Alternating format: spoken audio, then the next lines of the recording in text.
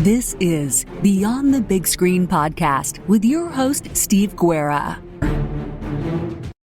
Welcome, and today we are talking about the movie Exodus, Gods and Kings, and how the movie Exodus, Gods and Kings lines up with the canonical book of Exodus in the Jewish and Christian scriptures.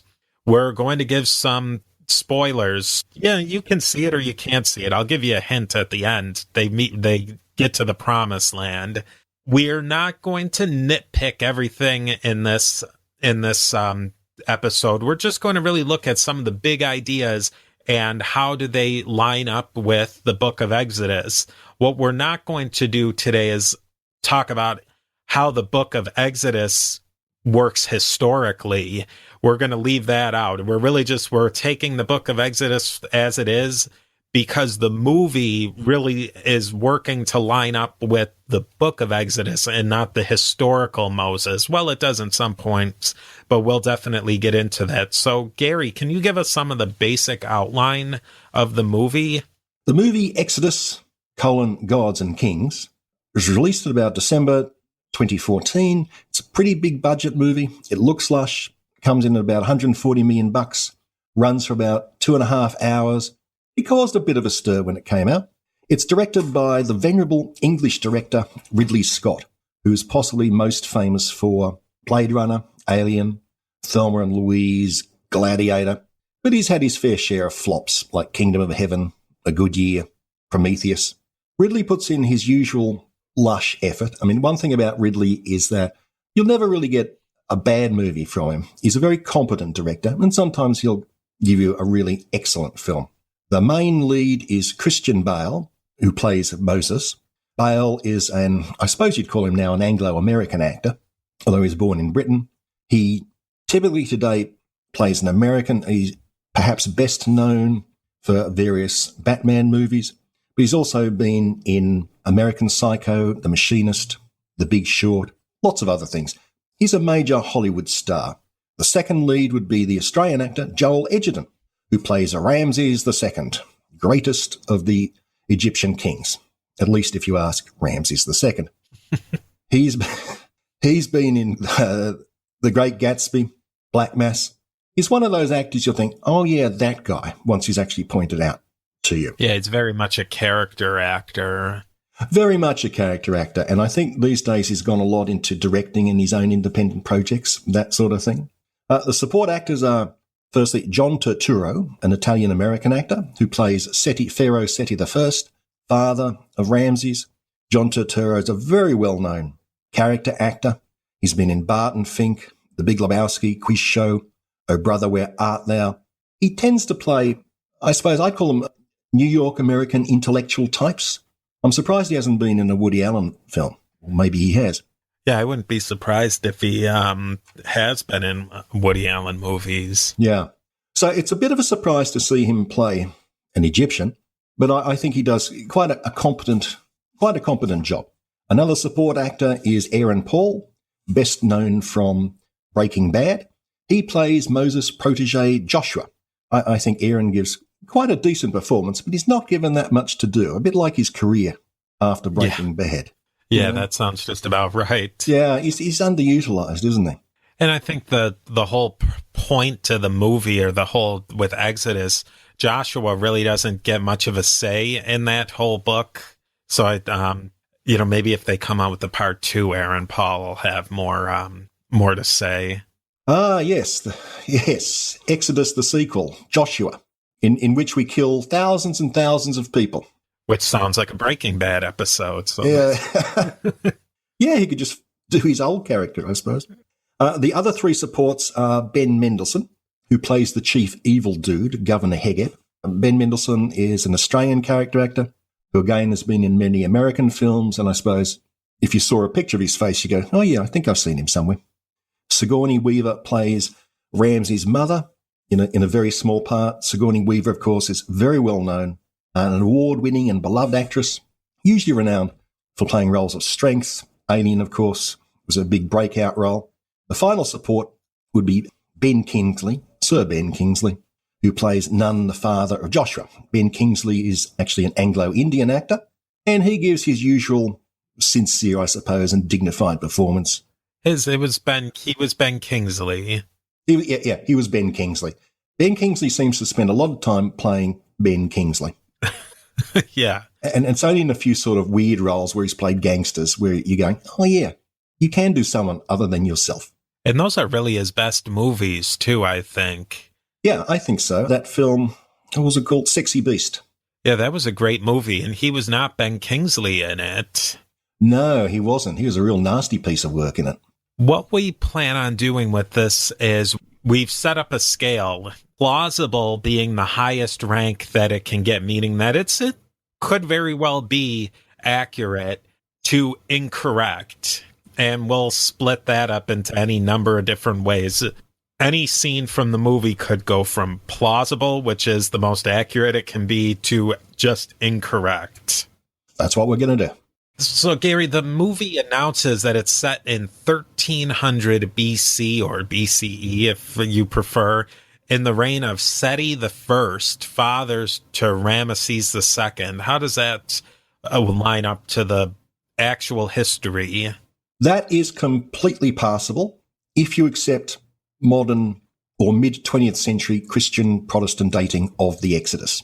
Now, Jewish tradition places the Exodus at about 1480 BC. That's about 200 years earlier than this. But in the mid-20th century, modern archaeologists, who tended to be Christian Protestants, decided that the best candidate for the Pharaoh of the Exodus was Ramses II, who reigned about 1280 to 1215 BC. So the date that the film sets is the conventionally accepted date by, well, traditional scholarship, I suppose you could say. Today, modern scholars would say we've got no idea. We really don't know when it was. But in the movie's terms, 1300 BC is a perfectly reasonable thing to say. In a way, that's interesting that it's 200 years that they can zero it into that kind of time frame. That is a pretty small window. Yes, it is. Remember, that's just sort of traditional scholarship. And nowadays people go, who knows? We don't, yeah. Who knows? I mean, really, the earliest firm date we can get for anything concerning the Israelites would be the reign of King David, which is almost exactly 1000 BC. So 400 years later, if you accept the Jewish tradition, or about 200 years later, if you accept old-fashioned scholarship. This is really classic grandeur Egypt, or that's what at least the movie portrays, the pyramids and the big statues and all that sort of thing. Does that have any historicity to it? Well, I think even if you look at the modern pyramids, the movie depicts, I'd say, everything at about 10 times its real scale. It's a Ridley Scott sort of lush, huge production. But the pyramids, the temples, the court, I'm sure all the buildings, the scale of things, the scale of cities, the scale of villages, they're just depicted vastly bigger than they were in reality. But that's part of the whole mythos of the Exodus, that you have this vast and mighty empire challenging this smallish group of people. And so you have to depict it in a huge way. But I can't see it has much relationship to reality. But I'd put that down as a nitpick, incorrect. Yeah, from everything that I've read and seen about Egyptian architecture, it was very heavy. And a lot of the things that they showed in this movie were very light and breezy. And that's not what I gathered from it. I mean, that's my uninformed opinion. But I guess for movie purposes, it makes it a lot more interesting when things are open and bright. That's true. Pharaoh's court is depicted as, what do you call it, expansive? Yeah. The actual building. Yeah, it's light and airy and breezy. But yeah, the impression I get of, say, temples, the columns are really quite close to each other. It's very heavy because the Egyptians never really worked out how to bridge wide spaces. That didn't really happen until the Romans came around. Mm-hmm. So you have to have a lot of columns. But they did like to build things big and tall. But, I mean, stone is not great for spanning distances. It tends to crack and break. So the actual architecture of Egypt, yeah, it's a lot heavier than depicted in the film. This movie, it portrays Ramesses as a young-ish guy, maybe in his early 20s, which I don't think Joel Edgerton is. I think he's much, much older than that, but he comes across as a young man. How old would they have said that Ramesses was? It is completely possible that Ramses came to the throne as a young man. It's generally believed that he came to the throne at about the age of 20. At about the age of 20. So that's quite reasonable. He wasn't an old dude when he came to the throne. And interesting, Ramses was not born into a royal family. It's only Ramses' grandfather, that is John Turturro's Seti I's father, who first became a pharaoh. Yeah, they came from a noble family, but they were basically adopted in and became pharaohs almost accidentally. So when Ramses was born, when Ramses was born 20 years earlier, his grandfather had not yet become pharaoh. Oh, wow. I think it arose because Pharaoh Horemheb basically had no heirs. He was childless. So he picked a competent bureaucrat, Seti I's father, and said, okay, mate, it's yours. I'm sure you'll do a good job. I think Ramesses really, and the Joel Edgerton character, he really stole the show, I think. But also, as we're going to see, I don't know if the writers particularly knew what they needed out of him. Joel Edgerton always did a good job acting the scenes, but each scene, Ramesses really had very different personalities. Yes, I think he comes across as a fairly commanding figure. He's the sort of guy, the way Edgerton plays him, you think, I could take him as a pharaoh. He seems competent. He seems in charge of things without being particularly tyrannical. He's not depicted as really villainous. The villain role goes to Governor Hegeb. Ramses seems to be doing a competent job, and he's fairly charismatic. I think he's more charismatic than Christian Bale as Moses, actually. Yeah. I think I'd prefer to follow Joel Edgerton in this film rather than Moses. Yeah, I think so too. Ramesses seemed to be he was pushed by his circumstances and the people who are around him. He really wasn't his own man. Let's talk about the big picture with the Hebrews. They're almost a character to themselves. Let's talk about how they were depicted generally as being an enslaved people and how they built these great monuments to Egypt. What does that have to say with the actual Book of Exodus and, for this instance, history? Completely incorrect. Completely incorrect. Firstly, let's get rid of the idea that the Hebrews built the pyramids and the great monuments of Egypt. No, they did not. The pyramids were built 1,000 years before any time you can place the Hebrews in Egypt. The pyramids were already ancient before the Hebrews got there. So forget that idea that the Hebrews ever built the pyramids or the monuments. Just didn't happen. Now, the Hebrews being enslaved, Egypt did in fact have slaves, but they weren't mass slaves sort of out in the fields growing things or building monuments. Most of the slaves that Egypt had tended to work for the temples as scribes, or they were artisans, or they were mercenaries in the army. So they weren't worker drones. They were really quite skilled people, and there weren't that many of them. However, Egypt did have massed forced labour by Egyptian peasants. There was unpaid work for the government. That was really quite common in Egypt. Now, a lot of this unpaid work was willingly undertaken by the Egyptian peasants because it was felt that may help them in the afterlife. Now, interestingly, the slaves were specifically exempted from this mass forced labour. They did not have to do it at all. And in fact, the slaves that existed in Egypt seem to have had a better life than the average Egyptian peasant. So in the movie terms, and this goes back to the old Exodus movie and, of course, the book itself, it's virtually impossible that the entire nation was enslaved. I've heard theories, and you kind of get the idea from the Exodus book that possibly these Hebrews were a client kingdom, that they were owed some sort of allegiance to Ramesses. Do we have any idea if that's anything like that? In the book, it's really just a blank space in there. At this point in time, Egypt controlled right up the Mediterranean coast through Canaan and the Levant and the Semitic peoples, the Canaanites living there. So that's entirely possible. And there was a huge interaction between Canaan and Egypt. There was a lot of trade, and we have evidence of entire Canaanite Semitic towns, cities near the Nile on the border with Egypt, where Canaanites lived and probably migrated back to Canaan, sometimes of the year, maybe back to Egypt other times. So there would have been a huge interaction between the areas. Yes, so it's entirely possible that they were a client kingdom.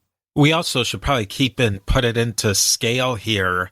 If you took the roads that they did have pretty well defined roads, you could be from Egypt to Canaan in maybe about a week and a half, 2 weeks by land, and by boat only a few days. Yes. So in terms of travel in the ancient world, it was a really pretty swift journey, particularly, as you say, if you were going by boat. And there were two major roads from Egypt going through Canaan to Mesopotamia. One ran up the coast, and the other one, I think it's called the King's Way, ran from Saudi Arabia, a major port town on Saudi Arabia, whose name I've forgotten, and it ran around the inland side of Canaan, and then up to Syria, Asia Minor, and through Mesopotamia. And these were really well-trodden trade routes. How did the Israelites or the Hebrews, probably first we should talk about what is all with the different naming, Hebrew versus Israelite or son of Israel? This is quite an interesting thing, actually, and I just checked this today to make sure I was right. Hebrew, or Ibri in the Hebrew language, is the word used to refer to the children of Jacob/Israel in Genesis and Exodus. So they're called the Hebrews in Genesis and Exodus. Thereafter, in the later books of the Bible, like Kings and Chronicles, they tend to be called the Israelites. So the Hebrew is a term which seems to be used to emphasize the relationship to Abraham and the patriarchs.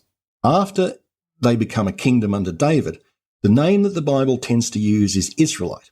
But that's confusing because after the United Kingdom of David split, it split into two kingdoms, in the north Israel, in the south Judah. So the northern people were called Israelites. The southern people were called Judeans. In the Bible itself, in the later books, it's often really unsure if the Bible, when it uses the word Israelite, is referring to the totality of the people, including the Judeans, or just the members of the kingdom of Israel. For my own benefit, in my own podcast, when I want to refer to the totality of the people, I tend to call them the Hebrews. And when I specifically want to refer to a member of the later kingdom of Israel, I call them Israelites. For the purposes of this movie, though, Hebrew and Israelite can be almost used interchangeably, though. Yeah, pretty much. How did the Israelites/Hebrews wind up in Egypt? Historically, there was always a huge amount of interaction between the peoples of Canaan and the Levant and the Egyptians. Canaan was subject to quite frequent famines. Egypt didn't really have famines thanks to this really large river it had. So when times got bad in Canaan, a lot of Canaanites would migrate towards the Nile Delta so they could at least survive. And this practice seems to be reflected in the classic story told in Genesis, where Joseph, the youngest son of Israel, is left for dead by his brothers, but ends up in Egypt, becomes Grand Vizier to Pharaoh, high position in the government. And when a famine occurs in Canaan, the brothers come back to Israel and say, "Man, we're starving to death. Have you got any wheat?" Joseph knocks them back, plants some evidence on the brother Benjamin, whom he threatens to kill, and there's some argy-bargy for a while. And eventually, Joseph and his brothers make up together, and Joseph says, "Come on, guys, we'll bring the whole family, all 11 of you and me, that makes 12, and we are going to settle in Egypt." So according to the story in Genesis, that's how the Hebrews start in Egypt. And the way they leave it, this whole Israel, lock, stock, and barrel, the Hebrews leave Canaan and go to Egypt. There's no Israelites in Canaan at this point? No, there isn't actually, come to think of it. You're quite right. At this point in the story, the entire nation of Israel, which admittedly consists entirely of the patriarch Israel and his wife, his 12 kids and their wives, so it's only a family of 26 people. They emigrate to Egypt, and in 400 years, they've turned into this gigantic nation, which, if it was reality, they would have had the highest reproduction rate in human history. Yeah, I wish I would have taken the time to figure out what that would have to be, the per child rate on that. I mean, it would be astronomical. I actually did the calculations to see how I actually did the calculations. And it would have been the highest reproduction rate in human history, something like 10, 12% per annum. Whereas in the ancient world, the population increase rate was something like 0.1% per annum. And I mean, even in the modern day, 5 or 6 is absolutely off the wall, off the charts. And in Western Europe and places like the US, 2 is high. Now, all we can say is if the story in Genesis is true, they were reproducing like bunnies. And in fact, that's sort of emphasized in Exodus. And when Pharaoh tries to kill all the firstborn or something, he can't because they're born before his soldiers can get there. The Hebrew women are so sturdy, so strong, they just popping them out, and they're like 4 years old. And Pharaoh's just heard that this kid's been born, and already he's like a little Samson. Speaking of reproduction, let's talk a little bit about the Moses birth story. In the actual book of Exodus, they go into a story of how Moses floated down the river to escape one of those culling of the firstborn of Israel. And that story actually has a lot of motifs with more Middle Eastern stories like Sargon and other stories. But if we just focus in right here, they don't really mention that story in the movie Exodus, Gods and King. But they do go back to the story that Ramesses and Moses grew up together. How does that line up with what's in the actual book of Exodus? I'd rate that as inconclusive. The birth story of Moses, as you say, is the baby in the basket story where his mother puts him into a basket, sets him up out on the Nile to avoid Pharaoh's attempted extermination of the Hebrews. And then it's a blank. It's just a complete blank. The next time we meet Moses, he's grown up, about Christian Bale's age or something. Nowhere does Exodus say that he was brought up as a prince of Egypt. It does say he was brought into the household of Pharaoh's daughter, but the Egyptians were pretty snobby. They wouldn't have accepted this baby in a basket as, a random Egyptian. He's one of us. It's quite probable that he was brought in to be a slave or a servant or something like that. But that he grew up with Prince Ramses II and became his chief advisor, as the movie depicts it, well, no, that is definitely wrong. And all of Moses' youth is a complete blank. And now, a brief word from our sponsors. I think the only thing, well, I love inconclusive because then we can fill in the blanks with whatever we want. Yeah. I think the only way Prince of Egypt, that doesn't seem to work at all. But where if Moses could be a close advisor is if we play Israel as the client kingdom, then maybe Moses is some sort of hostage, royal hostage situation, which there's just nothing in the text that supports that. That's just wild conjecture.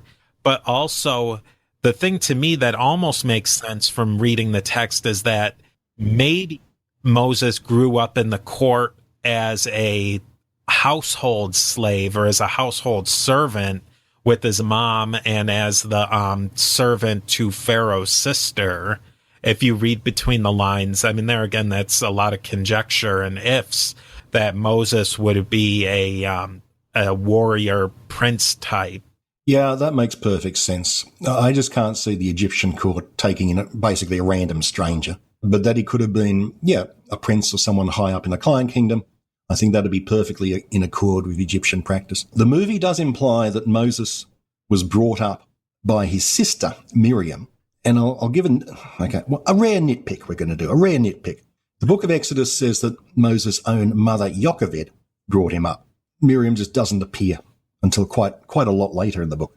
We've talked quite a bit about Moses' youth and how the book of Exodus is pretty thin. And the movie, I guess with the movie, you have to build, you can't just have it that Moses shows up in a reed basket and then, ta-da, he's 20-something years old. Like, you need a narrative line to get him to that point. But now that we're at that point, John Turturro, Seti I, he sends his son Ramesses to attack the Hittites in well north and outside of Egypt proper. Does that actually happen? Yes, that is completely possible. Seti I moved to assert and establish Egyptian control over the Levant because at the top of the Levant in Asia Minor was the other great empire of the day, the Hittites. Seti I wanted certainly a buffer between himself and the Hittites, and he wanted to make sure that he controlled the trade routes, both to the Hittites and through the rest of Mesopotamia. So where the movie depicts Seti I sending his son Ramses to move against the Hittites, yes, that actually did happen as far as we know. The young Ramses apparently was often by the side of his father in military action. How does that battle? So they fight the Great Battle of Kadesh, and that's a historical battle. Is that how that would have gone down in the movie? It's a spectacular affair with chariots flying everywhere, and it was quite an interesting affair. How does that, that's not in the book of Exodus at all. How does that line up with the historical Battle of Kadesh? There's no big battle scenes in Exodus, none at all. But the battle as depicted in the movie, I'll rate as passable. The battle depicted is the Battle of Kadesh, which was not fought by Seti I, but was in fact fought by Ramses II. But, let's give him a little bit of leeway here. It does depict Moses as a military commander. No, wrong. No evidence for that whatsoever. Nope. The battle itself is a reasonable way to dramatically describe the conflict between the Egyptians and the Hittites. The account of the actual battle of Kadesh, according to Ramses, it was a brilliant victory. Just a completely brilliant victory. History seems to say it was a 0-0 draw. As far as you know, it's the largest chariot battle in history. And Ramses' account, now, I'll just give you a little description from one of the inscriptions of Ramses. Now, this is an extremely freely translated version of the inscription by the great British archaeologist Flinders Petrie. And he wrote this in about 1910, this translation. I tell you what, guys, go onto the internet and find a picture of Flinders Petrie. He looks like a pirate. He has an enormous, fearsome beard, and he looks like he should have a blunderbuss in one hand and a cutlass in the other. But he was a great archaeologist. Now, in this freely translated version, Ramses says, "Then the king he lashed each horse, and they quickened up their course. And he dashed into the middle of the hostile Hittite host, all alone, none other with him, for he counted not the cost. Then he looked behind and found that the foe were all around, 2,500 of their chariots of war, and the flower of the Hittites and their helpers in a ring. Cut off the way behind, retreat he could not find, and they gathered all together and closed upon the king." And then it goes on for another couple of hundred lines. Which, yeah. So it's like, "Not one of my princes, of my chief men and my great, was with me, not a captain, not a knight. For my warriors and my chariots had left me to my fate." And basically the poem describes how Ramses II has been abandoned by his whole army. But because he's such an impressive dude, he himself goes out and defeats the entire Hittite horde. And that's exactly the way Ramses liked to be depicted. I'll give you a description of Ramses by Professor Emeritus John Ray at the University of Cambridge. And I'll quote this. "Ramses II is the most famous of the pharaohs, and there is no doubt that he intended this to be so. In astronomical terms, he is the Jupiter of the pharaonic system, and for once the superlative is appropriate, since the giant planet shines brilliantly at a distance, but on close inspection turns out to be a ball of gas. Ramses II, or at least the version of him which he chose to feature in his inscriptions, is the hieroglyphic equivalent of hot air. Nowadays, this ruler's name is known to every knick-knack seller in the Nile Valley, a posterity which would not have embarrassed him in the least."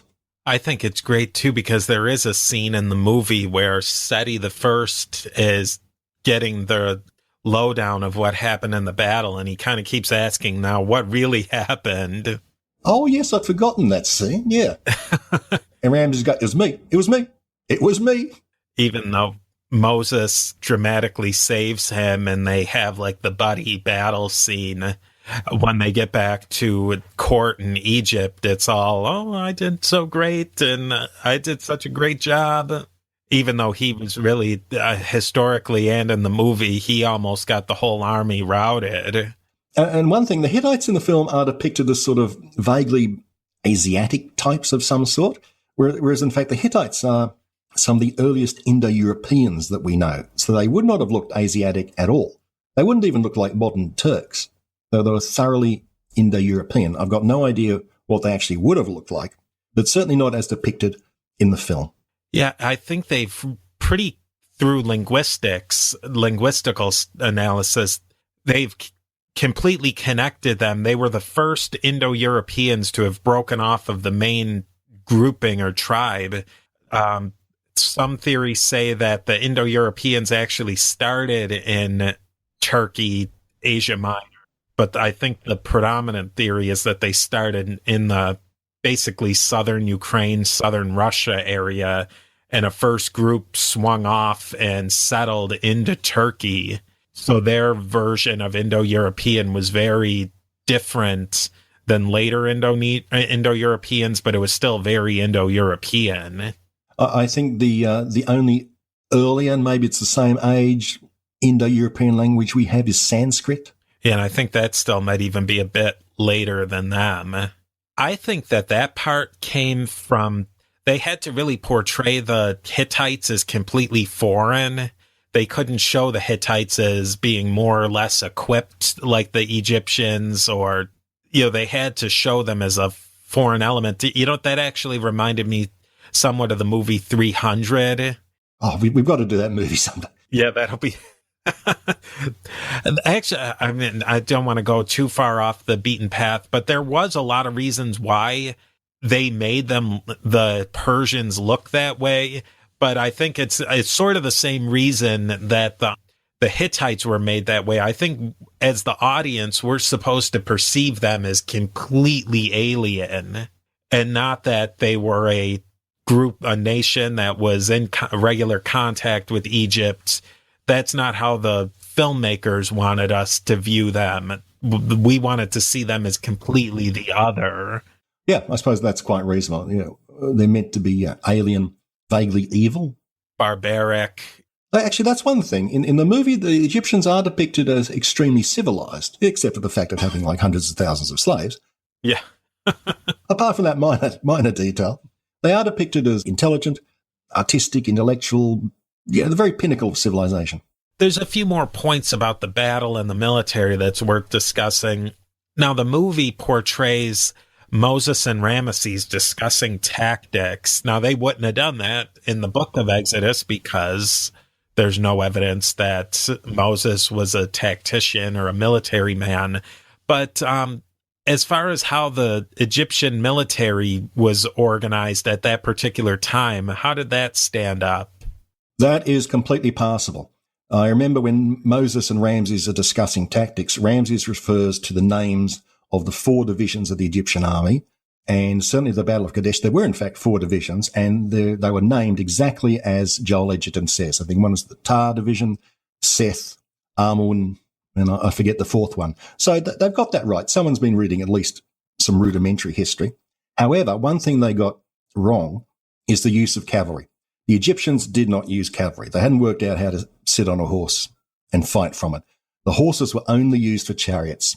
There was no cavalry in the Egyptian army. And in the film, Moses leads the cavalry. So he's leading a non-existent military arm. For a non-existent military man. Yeah, for a non-existent military man, for an incident which never happened in the book or in reality. Or okay. Complete invention. After the battle, they go back and they all explain themselves to Seti the First. Seti wants to send him to a city called Pithom that they're building. The Hebrew slaves are building, but he doesn't really want to do it, so Moses goes and does it instead. And his job is really to vet the accounts of the governor of that city to make sure, because the books don't line up at all. The debits and the credits aren't lining up. And that's where Moses meets Joseph's father, Nun, and Moses is told about his Hebrew heritage, even though he does not believe it one little bit, even though he was raised by his mother and sister. Yeah, that's a huge plot hole, yes. Hi, I've been raised by these Hebrews, but I'm not one. What? Okay, and I was found in the river. Okay. It's a plot hole in the book of Exodus too. In Exodus, after the baby in the basket incident, the first thing we hear about Moses is when he kills an Egyptian. And at that point, Moses knows that he's a Hebrew. There is no indication in the book that he never did not think he was a Hebrew. I've never quite understood that particular plot hole. But and in the film, it's another glitch with that too, isn't it? It has to be explained. It's not explained in the book why he killed somebody, an Egyptian. And I thought that was a little clunky in the movie, that he kills the two guards and then he suddenly, oh, wait, I am a Hebrew after all. Yeah, how did that happen? Now, that's not in Exodus. In Exodus, in the movie, Governor Hegep, Ben Mendelsohn, the guy with the dodgy accounts, sends two of his soldiers to kill Moses, and Moses ends up killing them. That's not in the book at all. In the book, Moses does kill an Egyptian, but it's just like a random Egyptian.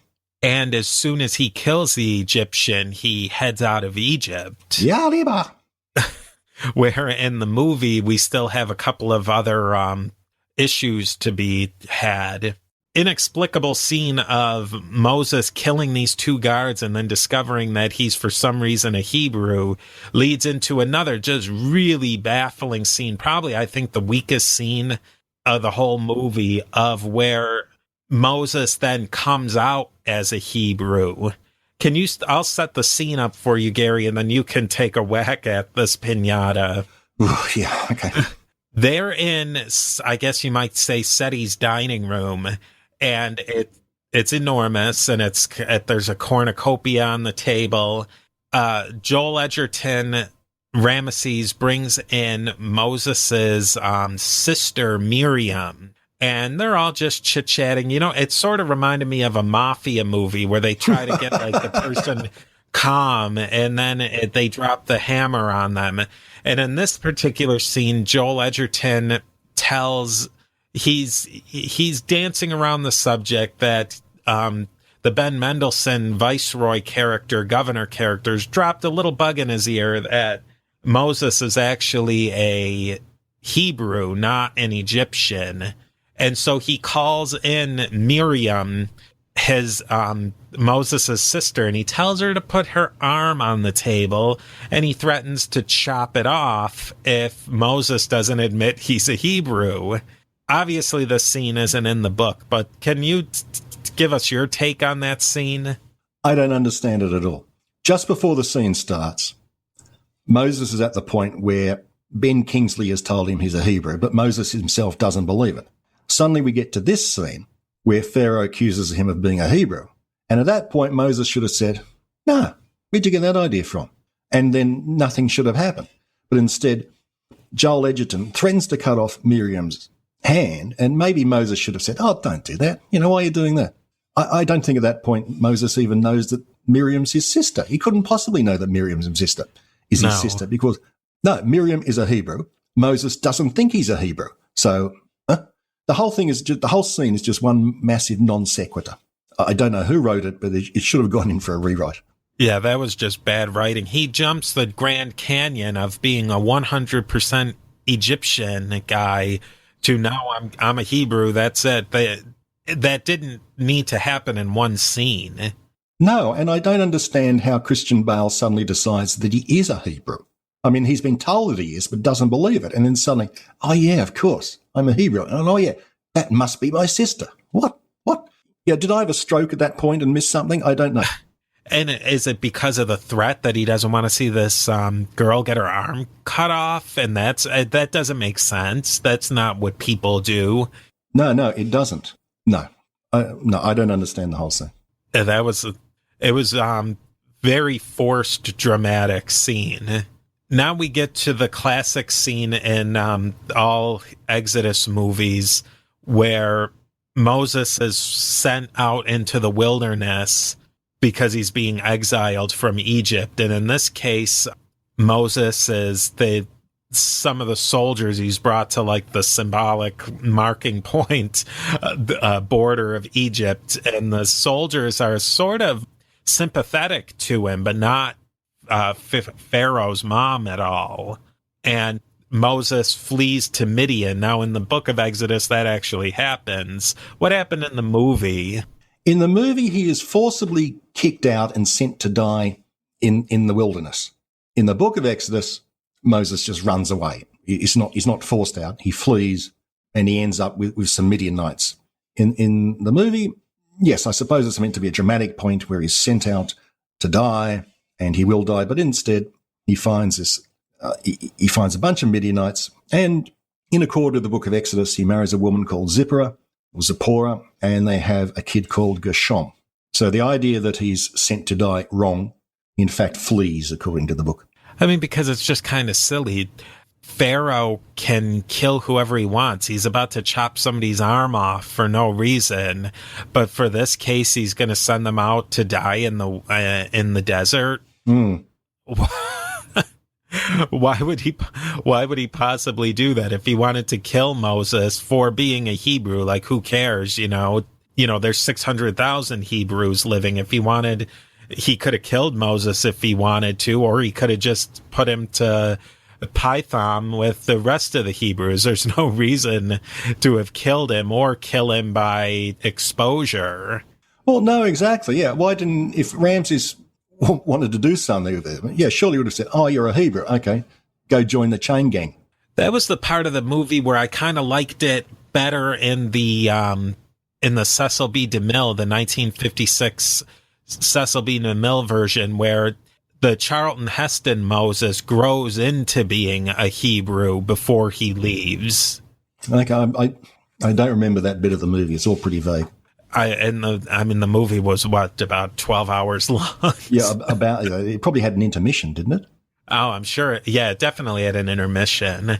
But I think with this movie, for a movie that was about 2.5 hours long, runtime, Exodus, Gods and Kings, I felt like these key scenes that they should have probably have built a little bit more, they really chopped them up. So now we have Moses. He makes it through the wilderness and he gets into Midian and he marries Zipporah, and he's living the life there, more or less, about as idyllic as you could possibly imagine. He's married, he's this, he's that, he's got flocks, and there is the mountain of God, and the Midianites even call it the mountain of God or something, or the mountain where God lives, something to that effect. Moses is tending to his sheep or his goats. He loses a couple, so he goes up into the mountain, and there's a scene where there's a rainstorm, and then he gets swept away in a landslide. And then we don't know. This is the point where he meets God. And what happens when he meets God? God appears as a fairly pugnacious small boy called Malak or Malak. Now, Malak in Hebrew means angel, so, okay, that's reasonable. So it's quite different to the normal depictions in films about Moses meeting God. This is no booming voice in the wilderness. This is just a little kid about 12 years old with a very sort of mysterious manner. Now, you found out something about Ridley Scott's decision to cast a kid as God, didn't you? And now, a brief word from our sponsors. Yeah, that was I really wanted to see what his thought process was at. And there was a couple of interviews, one in Time magazine and then one with the New York Times. And he never really gave a really meaty answer to it. I felt just a little unsatisfied with it. He talked a lot about the process of casting that particular child, but not why he picked a child in the first place. We can do all sorts of conjecture of why that was a good or a bad choice, but I would have really liked to have known why he decided that. Yes, because it seems quite a consequential decision to make, doesn't it? Yeah, and I think it's interesting saying that giving him the name Malak of angel, is he God? Is he an angel? Like, I don't know what they were going for. Or in the movie, you don't really even get a sense, is that just vision that Moses is having and not a supernatural vision, but almost like a psychotic vision? Psychotic isn't the right word. What would be a better word for that? Just a mental, like a trauma vision from being swept up in that landslide. They never really are perfectly clear on if these visions that he's having are just all in his head or if they're actually happening, which I think that was kind of a cool thing that they did in the movie. Yeah, I read a Christian movie review site, and it reviewed Exodus, Gods and Kings, and was generally fairly favourable towards it. But it put forward an interpretation which would never have occurred to me. It said that you could argue that the small boy is actually Jesus. Oh, that's an interesting way from a Christian perspective. But I don't think that that's the way I would have read it from the actual the book that he really is talking to the transcendent God. And I'm sure if you asked a rabbi about that interpretation, he'd have a fit. And I would even say from a Christian perspective that I don't think that would be the way that they would normally interpret that particular scene. No, I agree with that. I thought it was a bit of an odd thing to say, actually. I mean, portraying him materially like that would have to be something that Ridley Scott would answer for. Theologically speaking, from the Christian perspective, if God is in a human form, that would be Jesus. But I don't think that that's the standard line interpretation of that. I mean, if you want to talk about tie that into something from the New Testament, that sounds a lot like the transfiguration from Matthew, where when Peter sees God, and I think it's Elijah and somebody else, it's like he's blown out of his sandals. Yeah, yeah, that's right. It's Elijah and Moses standing with Jesus. And that's, the transcendent God. And Moses comes out, like he had touched, the core of a nuclear reactor. It's interesting, but I don't think that that's necessarily what they were getting at. Yeah, it's odd, but it's kind of thought provoking too. Okay, so Moses, he talks with God, and God tells him that, Moses asks, "Who are you?" And he says, "I am." But now, in the booming sense, the kid says, "I am." And so that ties back to where in the book of Exodus, God says, "I am what I am." So Moses, he has to leave his family in Midian, which that's an interesting scene where his wife is super against it. How does that play out, that scene, in the actual book of Exodus? In the book of Exodus, a character who barely figures in the movie is Moses' brother Aaron. When God convinces Moses to liberate his fellow Hebrews in Egypt, he has to make a few pretty strong arguments. Moses, in an extended conversation with God in the book, pleads that I'm not an orator, man. I just, I'm no good at public speaking. I get tongue-tied, I can't say anything. And God goes, "No, I really want you to do this, Moses. So tell you what, your brother Aaron, he's a really good after-dinner speaker, winner of the Toastmasters Award 10 years in a row. 10 years in a row. So how about Aaron will do all the talking and you'll do, the leadership thing." And eventually Moses says, "Yeah, okay, let's do that." And he and Aaron go back to Egypt. Aaron always gets overlooked in the movie versions. He's one of the characters you think, who's that guy again? Oh, yeah, it's Aaron. Okay. And he really does play much more of a role in the book than he does in the movie. Oh, yes. In the book, he is absolutely huge because Aaron becomes the founding father of the entire priestly class, which is something, well, again, you don't really get that in any movie version, do you? And the book of Exodus makes a huge deal of this.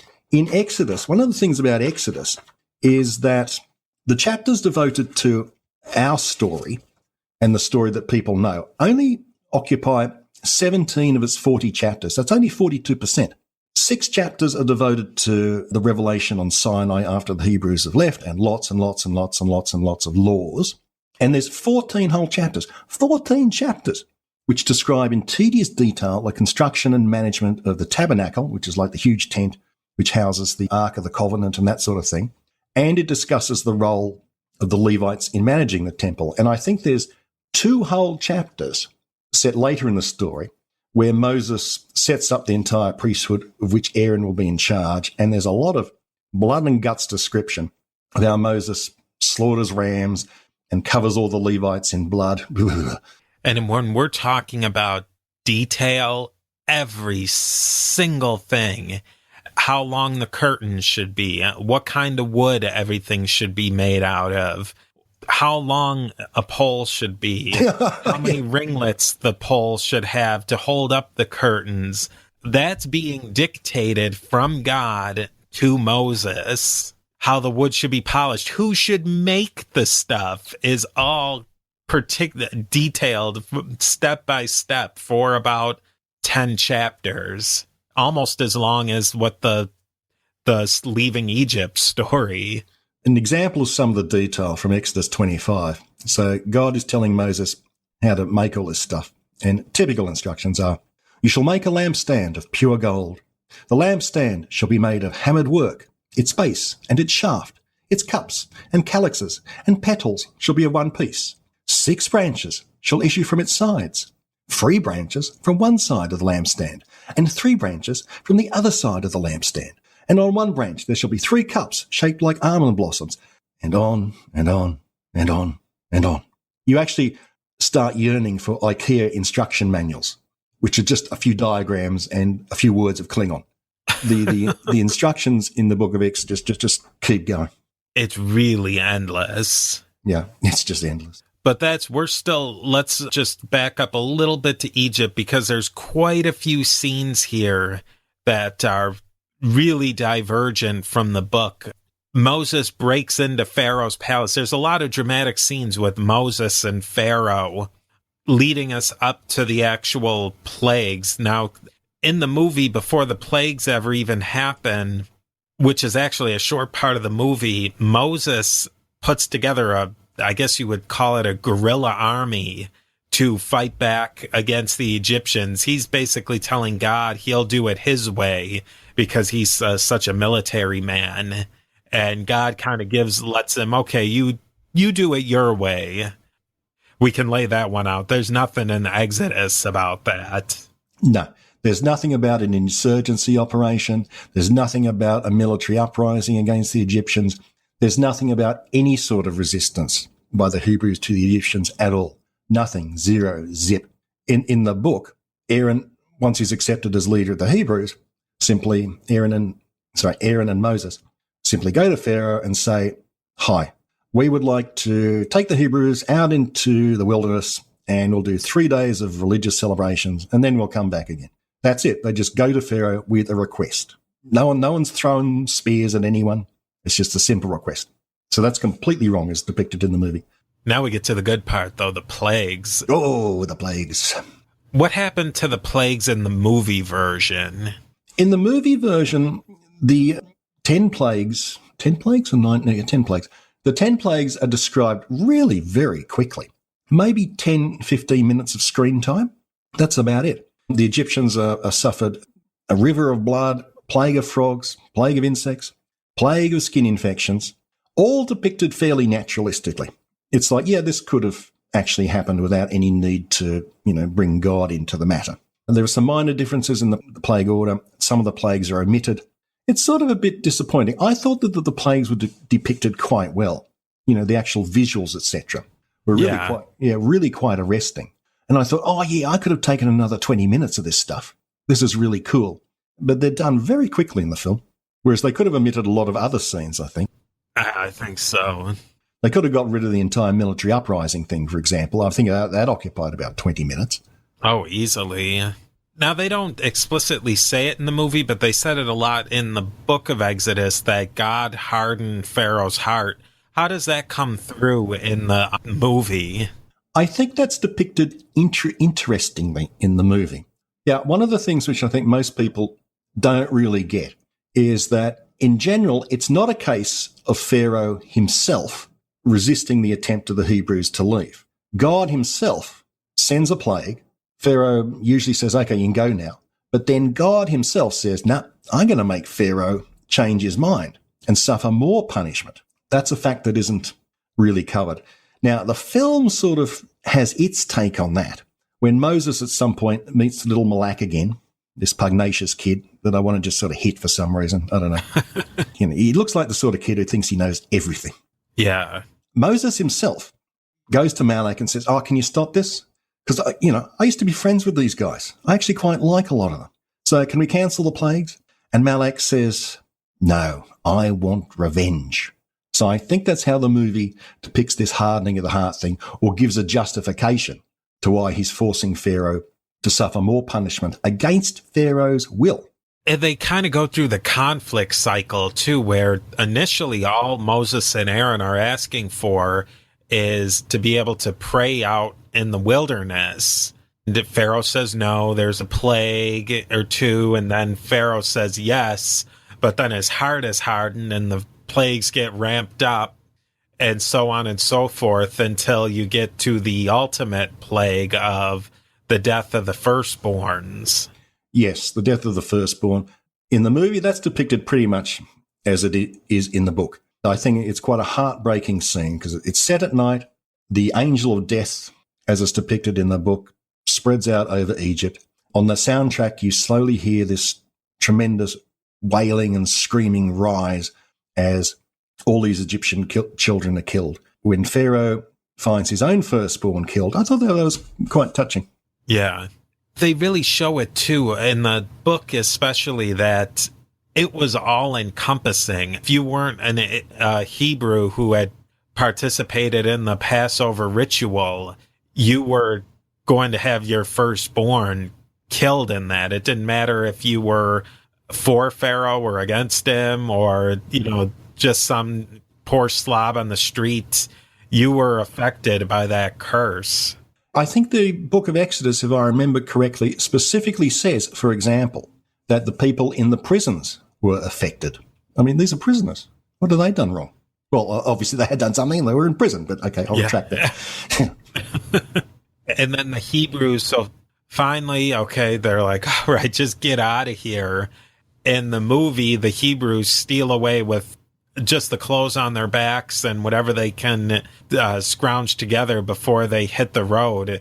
In the actual book of Exodus, they're loaded down with gold and silver and spices and everything you can imagine. Cattle, buckets of stuff. And if you read in Exodus the description of the building of the temple, it's all solid gold, silver. They must have been carrying hundreds of kilos of pounds of this stuff. So they're not just going away with a couple of crackers and falafels. They're leaving with vast amounts of goods. And then old Pharaoh, his heart's hardened again, and he in the movie, he wants to get his revenge, of course. I mean, what else are you going to do? You got to go get revenge. He keeps following the Hebrews, even though he's going into territory that really doesn't lend itself to his chariots, but he keeps following them all the way to the water of they do call it the Reed Sea in the movie, right? I believe he didn't call it the Red Sea. Oh, okay. I think it sounded, I mean, with Christian Bale, you never know what he's really trying to emphasize or not. So they get to this waterway, and then what happens? And actually, just before that, if you remember, Pharaoh decides to take his chariots through the mountains on these little withy-windly mountain passes, which conveniently have a mountain on one side and a sheer cliff face drop on the other side. Yeah, they of course have to. Yeah, of course they have to. Now, oddly enough, chariots work best when they can be amassed on a plain. They work really badly on a mountain path, which is almost exactly one chariot width wide. And Pharaoh's saying, come on, we got to go, guys. Speed the chariots on. And, of course, half the chariots fall off the cliff. And at this point, evil Governor Negev gets run over by a chariot and falls off a cliff. So he's out of the movie. Pharaoh ends up with maybe, half his army at the water's edge while the Hebrews are trying to cross. The waters do open, and again, it's a fairly naturalistic sort of thing. It's not like in the 1956 film where the waters turn into this vast, roiling wall of water, which is, meters, dozens of feet high. The waters simply sort of evaporate, slip away. It's like they ooze into the ground or something. And the whole water thing, I mean, it looks like the body of water is only about 2 foot deep anyway. So that's how it's done in the movie. And the Hebrews start to cross. And I thought that was a good scene. Yeah, I thought it was, I liked the scene or how it carries through, which connects well to the book, is that the people are constantly grumbling. They're always condemning Moses. Oh, things weren't so bad in Egypt, and now we're, stuck out here in the middle of nowhere. Like you said, you could barely get a good falafel out here, and they're blaming Moses for everything, every woe that they have. And I thought that came across well in the movie. It's a minor point in the book of Exodus, but a big point in the book of Numbers of the story of the Hebrews in the wilderness, where they staged, I think, 7 major rebellions against Moses. And every point they're going, oh, no, this is horrible. Oh, man, this is the worst road trip ever. Can we go home now? Egypt, please, please. And Moses keeps providing for them. And I think that I would have liked to have seen more of that built into it, because I think they could have built a human dimension into, the people, because that is a plight that normal people have. You leave one thing that you think is really bad. You work for the job that you just think's the crappiest job you could ever imagine in the universe. And, this next job's going to be great. And then you find out that the new job was worse than the last. I've had that. And you must admit, the Hebrews must be thinking, well, they've been 400 years in Egypt, and now we're going to Canaan. How many of them were going, where's Canaan? Why? Who? Why are we going there? Half of them must have not known why they were going to this particular place. There's a particular scene in the book of Exodus where Moses is up with God in the mountain, and the people completely lose it, and they demand that Aaron melts down all their gold and makes a graven image out of all their gold for them to worship. I guess you'd think Aaron would say, no way, let's wait until Moses gets down from here and we'll figure it out. Nope. What does Aaron do? He goes, makes the molds, pours the gold, leads the worship in front of this graven image. And what happens, Gary? Aaron gets in big trouble, right? What? No. What happens is that nothing happens to Aaron. Absolutely nothing. I mean, Moses is outraged. What are you doing making a graven image? We don't do that. Okay, we just don't do that. And Aaron, who's been the leader in making this, he gets basically a death stare from Moses for about a minute, and then Moses does absolutely nothing to Aaron and proceeds to order the Levites to kill 3,000 of the Israelites who participated in this, but not his own brother. Now, is that the ultimate case of nepotism or what? I know, he gets a complete pass on it. And I think actually one thing a lot of people may not realize is that this graven image is not an image to a foreign god. This is actually a bull, and it's meant to be Yahweh himself. It's an image to Yahweh. So in that sense, then they're not forsaking Yahweh at all. It's just that they've made an image to him, and that's a huge no-no. They really, you could say that they had the best of intentions. They did have the best of intentions. Images of bulls were really, really common in the Middle East as symbols for the god El, who's also another name for the Hebrews' god. So they're really very common images, and it would have been perfectly natural for any Canaanite or Semite to make this sort of image. But no, Aaron gets a pass. And throughout the whole damn book of Exodus, whenever something goes wrong that's Aaron's fault, he gets a pass, and someone else dies. I really think that Aaron always gets gets pushed down the playbill in these movies because it just doesn't really work. You need a clear bad guy, which is Ramses. He fits the bill very well, even though really in the book of Exodus, he's not really the ultimate bad guy. He's just kind of having his strings pulled throughout the whole thing. And you have your good guy, Moses. Aaron just doesn't fit in there very well as like a co-good guy. No, he doesn't, does he? A very ambiguous figure. So you have to think that the author of those particular bits of Exodus had something against Aaron, and they got left in the book. You wonder why they weren't excised, particularly that Aaron is the figurehead and fountain of the entire priestly order. Especially given that Moses is really as much from the line of Levi as Aaron is, correct? That is correct.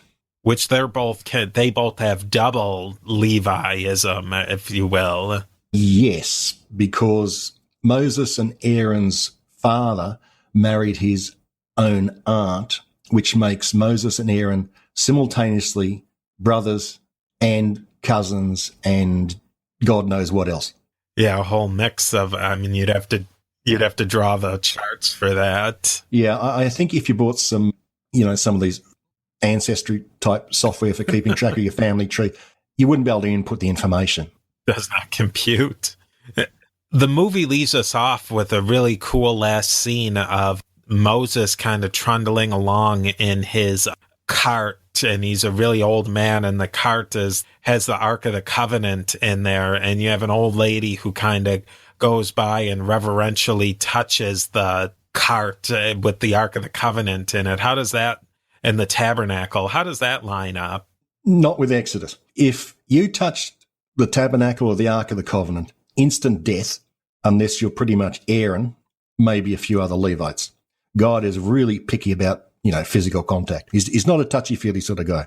She would have been, in this very brief scene where this woman touches the cart, she would have been hit with lightning, or the ground would have opened up before her, and she would have sunk into it. Now, the tabernacle in the movie is depicted as this little carty thing, and the Ark of the Covenant is depicted as something like a steamer trunk, something like that. In the book of Exodus, as we said, there's dozens of chapters describing not only the tabernacle, which is a vast tent-like structure which would cover a quarter of a football field, but the Ark of the Covenant itself, this is this incredibly elaborate, rich box decorated in gold and ivory pomegranates and all that sort of thing. And it is part of a throne of God, which has cherubim, and it gives details of how the wings of the cherubim touch each other. In the throne, God's footstool is the Ark of the Covenant. So compared to Exodus, the little cart and the crummy little ark is the exact opposite of the opulent reality, if you can call it that, depicted in the book. I think what they were going with that scene is that almost is much more Christian, where people revere an object and touch it reverentially. And that just does not line up with, like you said, with Exodus. You would burst in instant flames and that's right. It would take out half the people around you after you touched it. And she wouldn't have even been in anywhere near close physical proximity to that. There would have been an army of Levites around there, lesser Levites and higher Levites closer to the tabernacle. In fact, the book of Exodus describes in quite huge detail the specific marching order of the Hebrews. And it's all centered around the tabernacle. And as you say, it's literally surrounded by various grades of Levites as this vast bodyguard for the thing. And the rest of the Hebrews march in phalanxes or divisions or something. So that's not at all as the movie depicts it. I suppose my biggest nitpick with the movie like Exodus is, and the most of the movies that surround the Exodus, is that they're really focusing on those 17 chapters. They skip over and then boom, Canaan, here we go, Canaan or bust.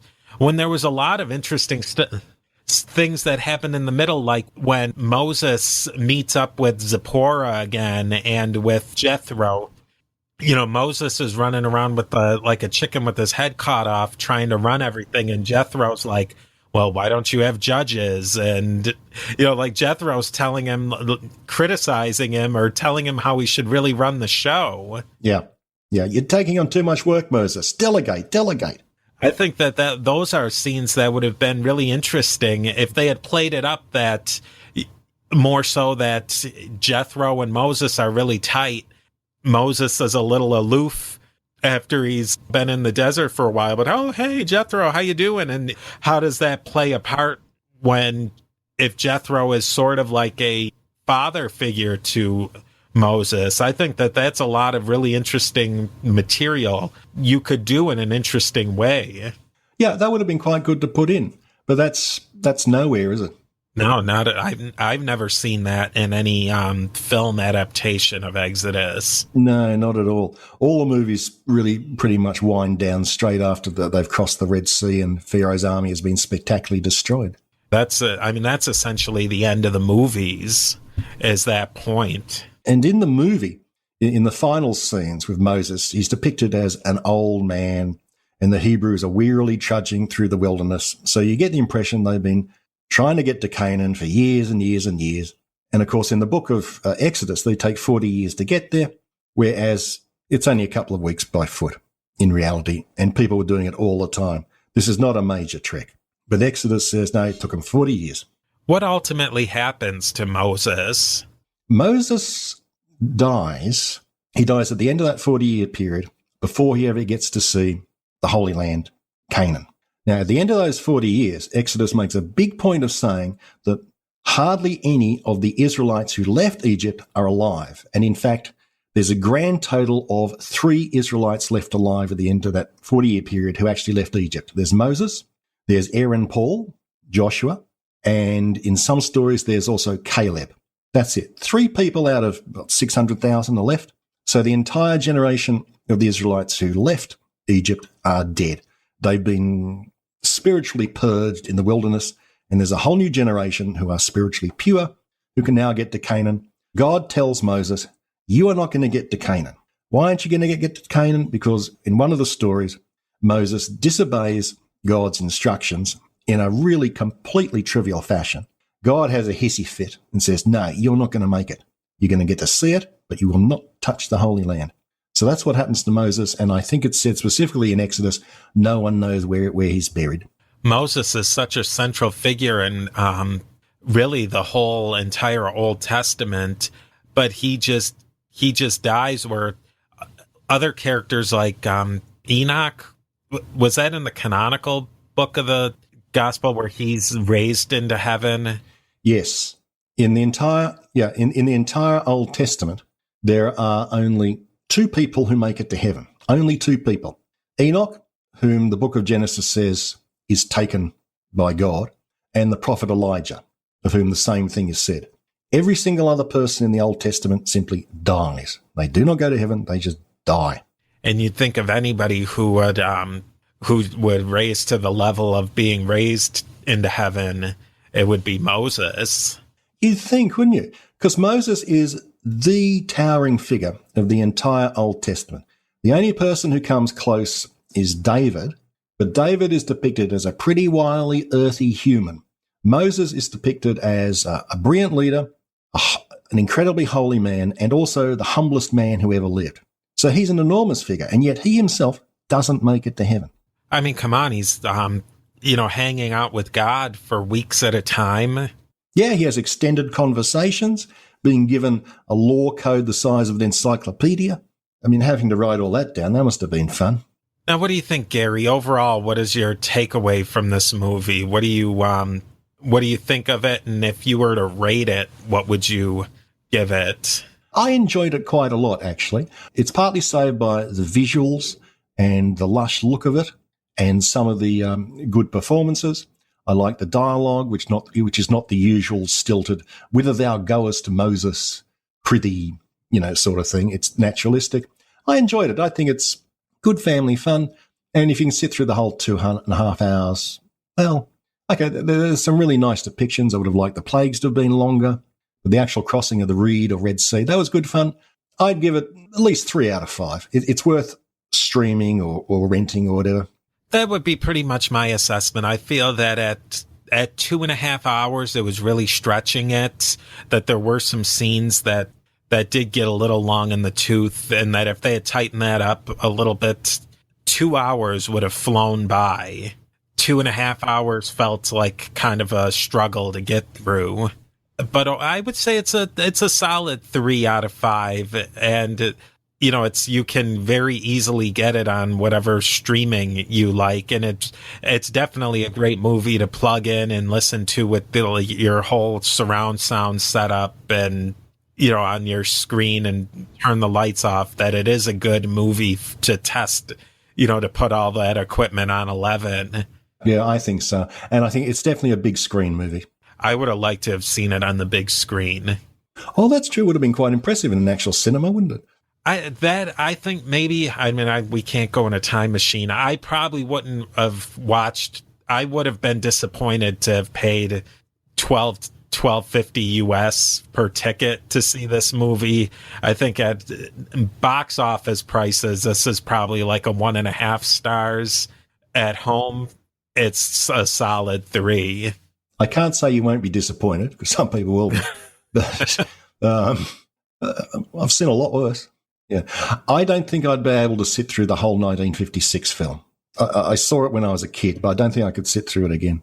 I don't know how they show it in Australia. And here in the U.S., I think it's the Saturday before Easter, or maybe it's the weekend before that.